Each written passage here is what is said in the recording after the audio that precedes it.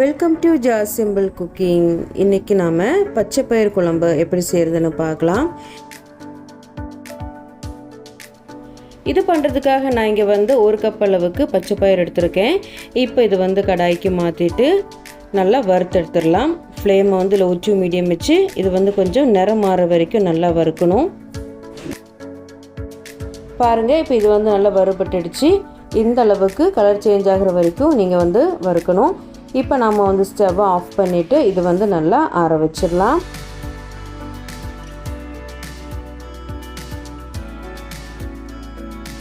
இப்போ இது நல்லா ஆறுனதும் ஒரு மிக்ஸி ஜாருக்கு மாற்றிடலாம். மாற்றிட்டு இது கொஞ்சம் கொரகொரப்பாக அரைச்சிட்டு வந்துடலாம். ரொம்ப நைஸாக அரைக்கக்கூடாது, இந்த மாதிரி கொரகொரப்பாக அரைச்சி எடுத்துக்கோங்க. இப்போ இது ஒரு பாத்திரத்தில் மாற்றிட்டு தண்ணி சேர்த்து ஒரு 3-4 தடவை நல்லா அலசிக்கோங்க.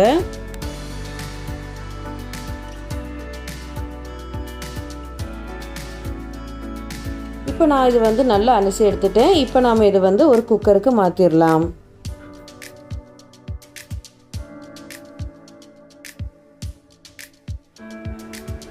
அதுக்கப்புறமா இப்போ இதில் தேவைக்கேற்ப தண்ணி சேர்த்துக்கலாம். நான் இங்கே 3 கப் தண்ணி சேர்த்துருக்கேன்.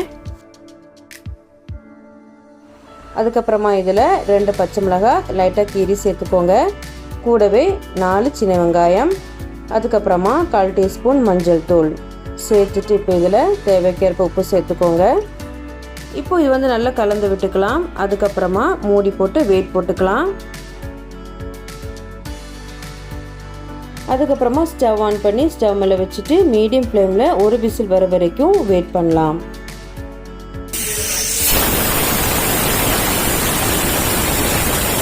இப்போ ஒரு விசில் வந்தது. நாம் ஸ்டவ் ஆஃப் பண்ணிவிட்டு குக்கரோட ப்ரெஷர் போகிற வரைக்கும் இது அப்படியே இருக்கட்டும். அதுக்கப்புறமா இதில் சேர்க்குறதுக்காக தேங்காய் அரைச்சி எடுத்துடலாம். அதுக்காக மிக்ஸி ஜாரில் 1 கப் அளவுக்கு துருவின தேங்காய் சேர்த்துக்கோங்க. கூடவே 1/4 டீஸ்பூன் ஜீரகம், 2 பல் பூண்டு, அதுக்கப்புறமா 1/2 கப் அளவுக்கு தண்ணி சேர்த்து இது நல்லா நைஸாக அரைச்சி எடுத்துடலாம். இது நல்லா மையாக அரைக்கணும். பாருங்கள், இந்த மாதிரி நல்லா அரைச்சி எடுத்துக்கோங்க. இப்போ இது சைடில் இருக்கட்டும். இப்போ குக்கரில் உள்ள ப்ரெஷர்லாம் போயிடுச்சு. நம்ம ஓப்பன் பண்ணி பார்த்துடலாம். இப்போ இது நல்லா வெந்திருக்கு. ஒரு தடவை நல்லா மிக்ஸ் பண்ணி விட்டுக்கோங்க. அதுக்கப்புறமா இதில் நம்ம ஏற்கனவே அரைச்சி வச்சுருந்த தேங்காய் கலவை இப்போ இதில் சேர்த்துடலாம். அதுக்கப்புறமா ஜாரில் 1/2 கப் அளவுக்கு தண்ணி சேர்த்துட்டு ஜாரை அலசிட்டு இப்போ இதில் சேர்த்துக்கோங்க. சேர்த்துட்டு ஒரு தடவை நல்லா மிக்ஸ் பண்ணி பார்த்துக்கலாம். மிக்ஸ் பண்ணி பார்த்துட்டு தண்ணி கம்மியாக இருந்துச்சுன்னா மறுபடியும் சேர்த்துக்கலாம். நான் மறுபடியும் ஒரு 1/2 கப் அளவுக்கு தண்ணி சேர்த்துக்கிறேன்.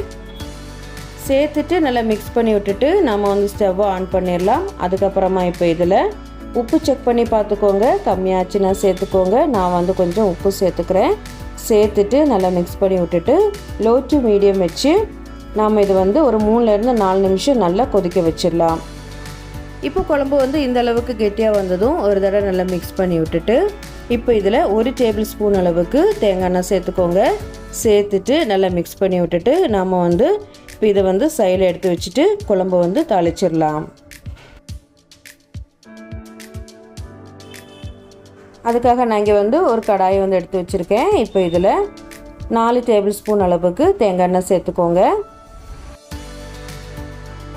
எண்ணெய் சூடானதும் இப்போ இதில் 1 டீஸ்பூன் அளவுக்கு கடுகு சேர்த்துக்கோங்க. கடுகு நல்லா பொரிஞ்சு வந்ததும் இப்போ இதில் 4 சின்ன வெங்காயத்தை சின்ன சின்னதாக கட் பண்ணி சேர்த்துக்கோங்க. அதுக்கப்புறமா இதில் 2 வத்தல் சேர்த்துக்கலாம். அதுக்கப்புறமா ஒரு கொத்து கருவேப்பிலை சேர்த்துக்கோங்க. சேர்த்துட்டு இப்போ இதெல்லாம் நல்லா வறுபட்டதும் இப்போ நாம் இது குழம்புல சேர்த்துடலாம்.